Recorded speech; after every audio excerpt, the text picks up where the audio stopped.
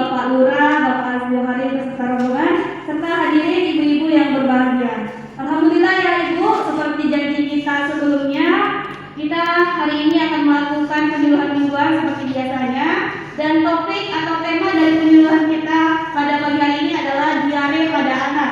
Nah, karena mengingat 1 bulan sebelumnya telah banyak keluhan tentang diare terutama pada balita di puskesmas kita. Jadi untuk itu kami memilih materi ini. Dan sebelumnya saya ingin memperkenalkan diri.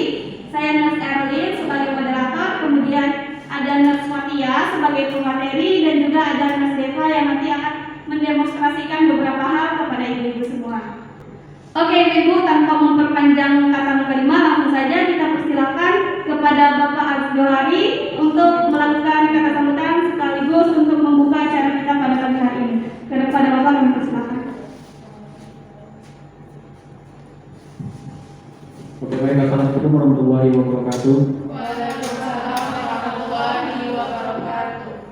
Alhamdulillahirabbil alamin wa bihi nasta'in wa ala umuri waddin wa sallallahu wasallam ala asyrofil anbiya'i wal mursalin wa ala alihi wa sahbihi ajma'in amma ba'du. Oke, terima kasih sebelumnya saya ucapkan kepada ibu-ibu atau adik-adik puskesmas saya yang sudah berkunjung ke kelurahan kami, itu tentunya untuk memberikan pendidikan tentang cara mengatasi diare pada anak ya.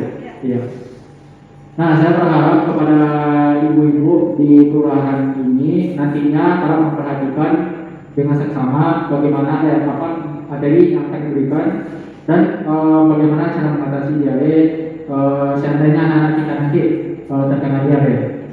Nah, tanpa memperpanjang saya, cuma mengucapkan Bismillahirrahmanirrahim. Pendidikan kesehatan ini saya buka. Oke, baik, akan dilanjutkan untuk memberikan pendidikannya. Sekian dari saya jadi Assalamualaikum warahmatullahi wabarakatuh. Baik, terima kasih kepada Bapak yang telah membuka acara kita secara resmi. Langsung saja ya kita masuk kepada acara inti. Kepada Nurse Fatia untuk memberikan materinya, kami silakan.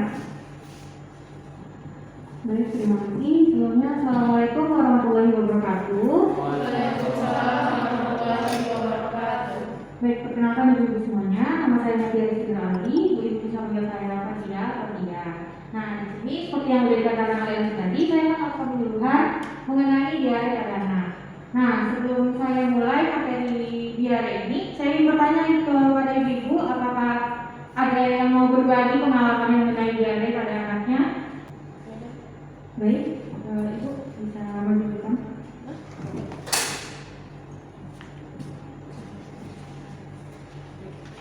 Baik, Assalamualaikum warahmatullahi wabarakatuh. Jadi beberapa bulan yang lalu anak saya umurnya 3 tahun. Mungkin karena jajan di luar ya sama kakaknya, dia tuh mencret gitu.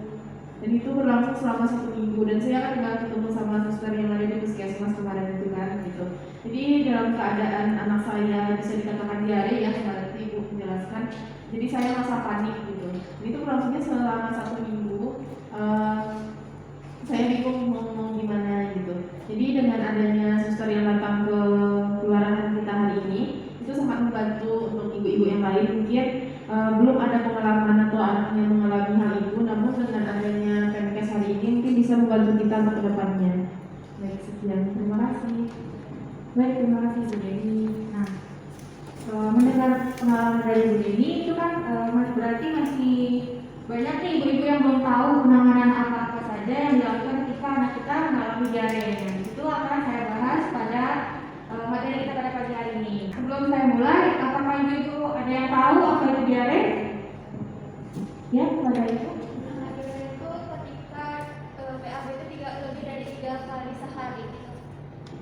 Baik, benar sekali ya Ibu ya. Nah, diare itu adalah kondisi di mana kita melakukan buang air besar itu dengan frekuensi lebih dari 3 hari, dan konsistensi atau kondisi tinjauan itu biasanya cair atau berair. Nah, untuk faktor penyebabnya itu biasanya karena mengkonsumsi makanan-makanan yang mengandung parasit atau bakteri-bakteri. Nah, sebelum kita lanjut ke penyebabnya, saya ada video nih perjalanan penyakit diare dari bagaimana penyebarannya. Tahukah kamu dari sekian banyak bakteri, salah satu yang sangat berbahaya adalah E. coli. E. coli atau Escherichia coli merupakan sekelompok bakteri yang ditemukan dalam usus dan kotoran tinja manusia. E. coli merupakan penyebab dominan munculnya penyakit diare atau muntaber hingga gangguan pencernaan. Jika diare berulang, maka nutrisi si anak akan terpakai untuk pemulihan sehingga pertumbuhan anak tersebut akan terganggu atau yang sering disebut dengan stunting. Kasus diare ini pun sudah menjadi perhatian khusus di Indonesia. Kebiasaan BABS di sungai atau di tanah menjadi penyebab utama penyebaran bakteri E. coli yang ada di tinja hingga menyerang manusia. Lalu, bagaimana proses bakteri E. coli bisa masuk ke dalam tubuh manusia? Semua berawal dari air terkontaminasi E. coli yang kita konsumsi sehari-hari. Air yang diambil biasanya akan dimasak sebelum dikonsumsi. Jika air dimasak tidak sampai pada standar titik didih, maka bakteri E. coli akan tetap hidup. Yang akhirnya, tanpa kita sadari, kita meminum air yang mengandung bakteri E. coli. Bakteri E. coli juga dapat masuk ke dalam tubuh melalui kebiasaan tidak cuci tangan pakai sabun setelah dari toilet. E. coli akan terus ada di tangan dan mengontaminasi segala sesuatu yang kita sentuh. Penyebaran bakteri E. coli ini dapat diatasi dengan menghentikan kebiasaan BABS. Stop BABS dan mulai cuci tangan pakai sabun sebelum makan dan sesudah buang air besar.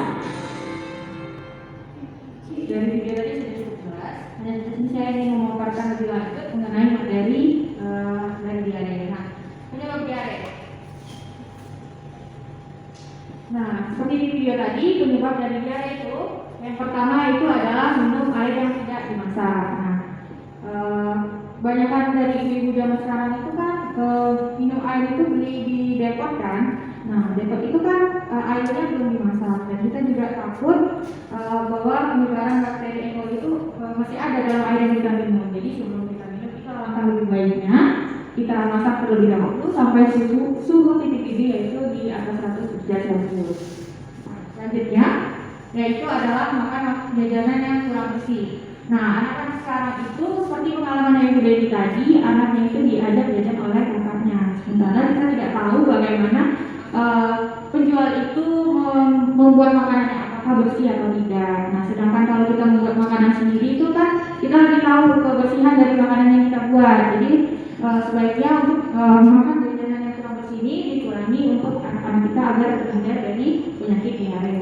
Nah, selanjutnya itu adalah makanan yang kotor. Nah, anak-anak ini tuh kan cenderung gak sabaran kalau makan ya Ibu ya. Jadi sering terlupa dengan cuci tangan. Sebaiknya nanti di sini kami akan mengajarkan bagaimana langkah-langkah cuci tangan yang benar. Nah, selanjutnya yaitu buang air besar di sembarang tempat. Seperti yang dari dijelaskan di video tadi, bahwa dengan sembarangan membuang air besar di sembarang tempat itu akan mempercepat penyebaran bakteri E. coli tadi. Nah, selanjutnya yaitu menggunakan air kotor untuk keperluan sehari-hari. Dan makanan yang tidak ditutup sehingga dihinggapi lalat dan terkena debu dan kotoran. Nah, seperti yang kita tahu, lalat itu kan hinggap di mana-mana. Bisa juga dihinggapi di tempat sampah. Kalau misalnya kita melihat makanan yang sudah dihinggapi lalat, lebih baik tidak usah dimakan karena takutnya lalat itu akan membawa penyakit yang kita tidak inginkan. Nah, selanjutnya itu ada ikan, jamur atau singkong dan makanan-makanan yang mengandung racun. Selanjutnya dan yang terakhir itu adalah makanan dan minuman yang basi atau menggunakan zat pewarna yang berlebihan. Nah, zat pewarna yang berlebihan ini sangat tidak bagus juga untuk dikonsumsi oleh anak-anak. Selanjutnya kita lanjut ke tanda dan gejala dari diare. Nah, yang pertama itu adalah BAB encer atau cair yang lebih dari 3 kali dalam 24 jam seperti yang sudah saya sampaikan tadi.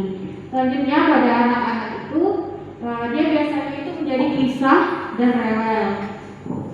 Selanjutnya selain gelisah, rewel, BAB tadi, terus badannya menjadi lemah dan lesu karena kekurangan cairan. Karena dia melakukan pengeluaran cairan terus-menerus. Selanjutnya selain itu yaitu adanya muntah-muntah.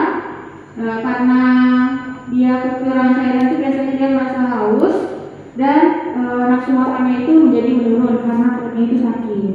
Nah, seperti ini kurang lebih yang saya bilang tadi. Dan karena dia lemah dan pengeluaran cairan menjadi terus-menerus, akhirnya ada peningkatan suhu, yaitu biasanya lebih dari 39 derajat Celcius. Selanjutnya yaitu ada bahaya diare. Nah, bahaya dari diare itu yang pertama, zat-zat gizi hilang dari tubuh karena pengeluaran yang terjadi terus-menerus sehingga anak itu tidak mau makan dan gizi yang ada pada anak tersebut menjadi kurang. Nah, selanjutnya yaitu seseorang dengan diare biasanya tidak merasa lapar. Selanjut itu penderita akan kehilangan cairan tubuh, menjadi lemas dan lesu, dan apabila kita tidak segera menangani pengeluaran cairan akibat diare ini, terutama pada anak-anak, itu bisa menyebabkan kematian bila dibiarkan dan tidak ditangani dengan segera.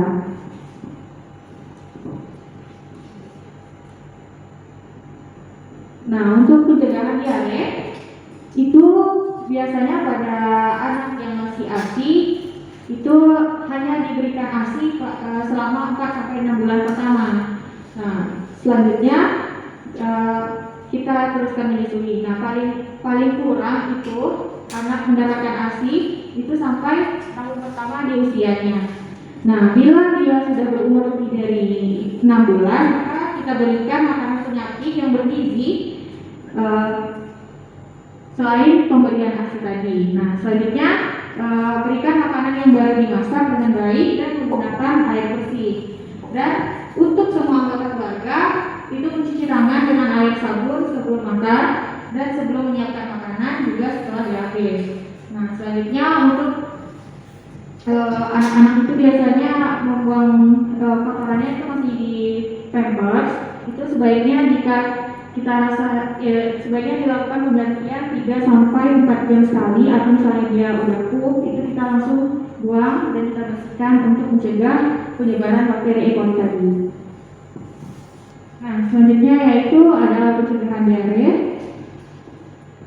yaitu dengan mencuci tangan sebelum dan sesudah makan atau sebelum dan sesudah beraktivitas, dan diberikan ASI eksklusif apabila anaknya berumur di bawah 2 tahun. Nah, selanjutnya untuk penata laksanaannya akan dilanjutkan oleh teman saya, yaitu Deva Nadila. Kepada Deva saya persilakan.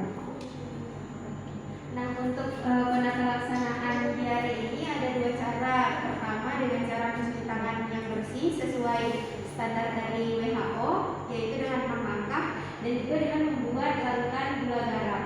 Nah, untuk lebih jelasnya kita demonstrasikan saja ya kepada rekan-rekan, mungkin larutannya bisa dibagikan kepada ibu-ibunya.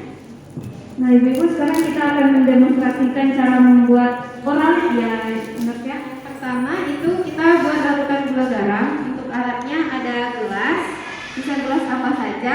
Kemudian ada air hangat sebanyak 200 cc. Kemudian ada gula pasir yang halus atau yang ada di rumah juga boleh. Kemudian ada garam dapur yang halus supaya dia lebih cepat untuk larut. Nah, untuk caranya pertama kita tuang air hangat ke gelas sebanyak 200 cc. Nah, kemudian kita masukkan gula sebanyak 1 sendok teh. Nah, setelah itu kita bisa masukkan garam 1/4 sendok teh.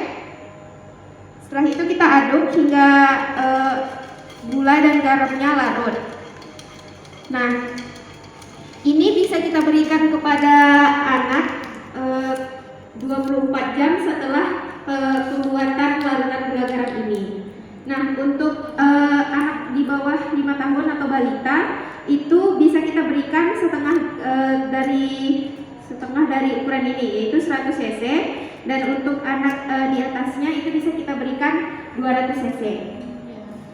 Nah, baik, ada ibu-ibu yang mau mencoba?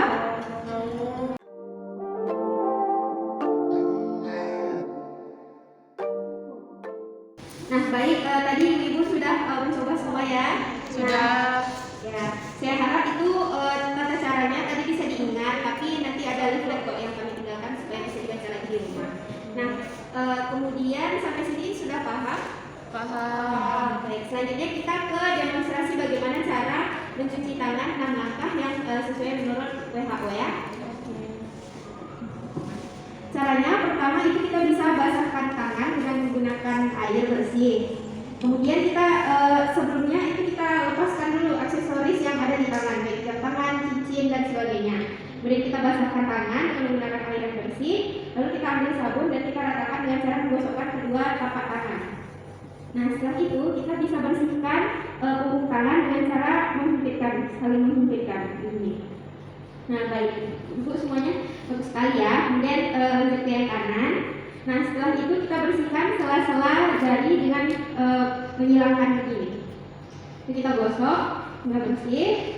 Nah, setelah itu kita bisa bersihkan ke buku-buku jari itu dengan cara kita kunci tangannya begini, kemudian kita gosok. Setelah dirasa bersih, kita bisa bersihkan ke bagian ibu jari dengan cara kita genggam seperti ini, kemudian kita gosok. Nah, ini bisa dilakukan ke kanan dan kiri. Setelah itu, baru kita bersihkan ke bagian ujung jari dengan menggosokkannya ke telapak tangan. Begini. Nah, baik, benar sekali ya Ibu. Kemudian kita bisa bilas dengan menggunakan air bersih, kalau bisa air mengalir. Kemudian kita bisa keringkan dengan menggunakan handuk ataupun juga tisu. Baik, sampai di sini dari materi yang sudah disampaikan tadi ataupun demonstrasi terkait larutan gula garam dan juga bagaimana cara membersihkan, cara mencuci tangan dengan menggunakan air dan sabun itu, apakah ada pertanyaan dari ibu-ibu sekalian?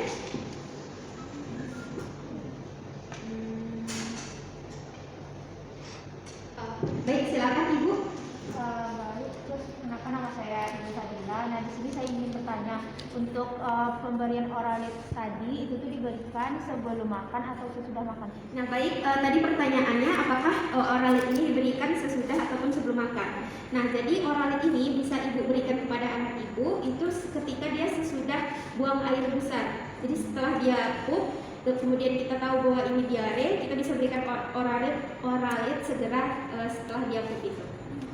Baik, apakah Ibu bisa memahami? Ya, sudah. Baik. Selanjutnya, apakah ada yang ingin bertanya lagi, Bu? Baik, Ibu, apa pertanyaannya? Ya, kalau misalnya awal itu diberikannya berapa kali ya setelah PAB itu? Nah, baik, untuk pertanyaan tersebut akan dijawab oleh rekan saya. Baik, untuk pertanyaan Ibu Dina itu berapa kali kita memberikan oralit pada anak? Nah, pada anak usia 1-5 tahun itu kita bisa memberikan sebanyak 3 pada 3 jam pertama pada saat anak mengalami diare. Nah, untuk anak 5-12 tahun itu kita bisa tingkatkan menjadi 16 pada 3 jam pertama. Nah, apakah jawaban yang bisa Ibu pahami? Nah, selanjutnya apakah masih ada dari Ibu yang ingin bertanya? Cukup, Sus. Baik, terima kasih ya Ibu ya. Sekian materi dari saya dan rekan saya Devara. Apabila ada kesalahan kami mohon maaf. Saya akhiri. Assalamualaikum warahmatullahi wabarakatuh. Waalaikumsalam warahmatullahi wabarakatuh. Baik, saya kembalikan kepada moderator. Baik, terima kasih ya kepada Nurse Fatia dan Nurse Deva yang telah memberikan materi dan mendemonstrasikan cara membuat larutan oralit serta cara mencuci tangan yang benar. Nah, ibu-ibu jangan khawatir, kami di sini akan membagikan riwayat yang bisa ibu-ibu baca di rumah jika ada materi atau demonstrasi tadi yang ibu-ibu lupa. Nah, sekarang kepada Nurse dibagikan riwayatnya.